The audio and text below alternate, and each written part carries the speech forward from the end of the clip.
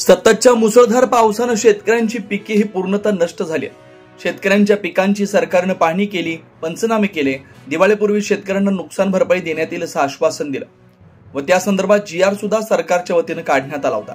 मात्र आज दिवाळी असून सुद्धा शेतकऱ्यांच्या खात्यात 1 रुपयाही पडला नाही। या सरकारनं शेतकऱ्यांची थट्टा केली असून हे सरकार खोटे बोलून सत्तेवर आलंय अशी गंभीर टीका अमरावतीचे खासदार बळवंत वानखेडे यांनी केली।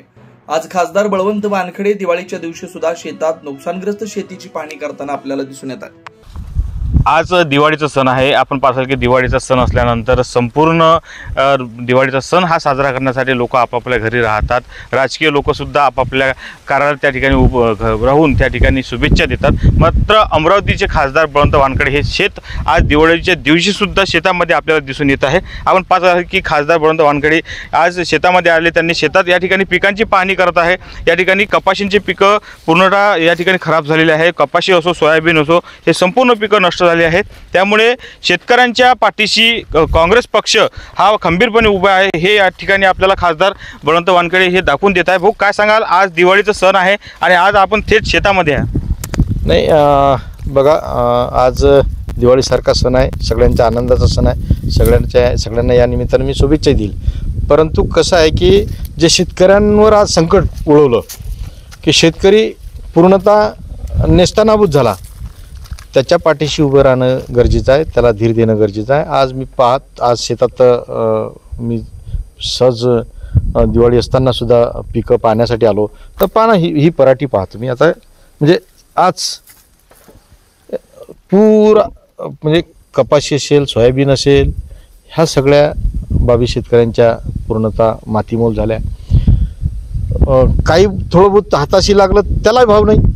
सोयाबीनची खरेदी शासकीय दरानं सुरू करावी ही किती दिवसाची मागणी आहे, सोयाबीनची खरेदी अजून सुरू नाही झाली। आज मार्केटात, खुल्या मार्केटात जर पाहिलं तर जवळपास 3200-3300 असा भाव आहे आणि शासकीय खरेदी 5000 काही रुपये, 28 रुपये। मग ही शेतकऱ्याची लूट नाही का?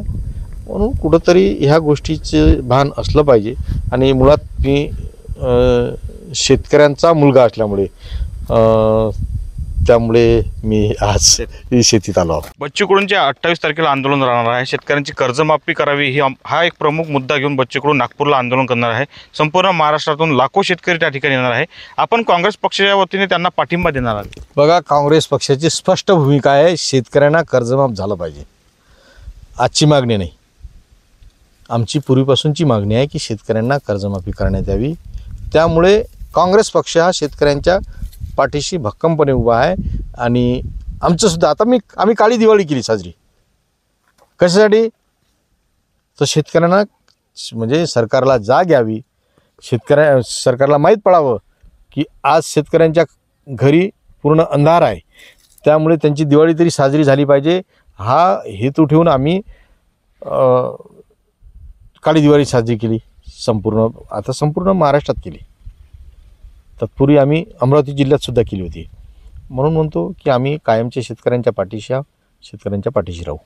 बच्चू कडूंचं एक वक्तव्य, एक विधान व्हायरल होत आहे की जर आमदार विधानसभेत शेतकऱ्यांचा आवाज उठवत नसेल तर अशा आमदारांना मारा, अशा आमदारांना ठोका आणि अशा आमदारांना कापून टाका, हे एक वक्तव्य व्हायरल होतं, त्यांचं विधान व्हायरल होतं। मी त्यांचं ते काही वक्तव्य वाचलं नाही किंवा ऐकलं नाही, त्यामुळे त्याच्यावर काही भाष्य करणार नाही। तर आपण पाहत असाल की या ठिकाणी हे होते अमरावतीचे खासदार बळवंत वानखेडे यांनी सांगितलं की शेतकऱ्यांच्या पाठीशी आम्ही खंबीरपणे उभं राहणार आहे आणि ज्या ठिकाणी शेतकऱ्यांचा प्रश्न येईल त्या ठिकाणी काँग्रेस पक्ष हा खंबीरपणे उभा राहणार आहे। मी किरण होले, जनविकास न्यूज, अमरावती, दर्यापूर।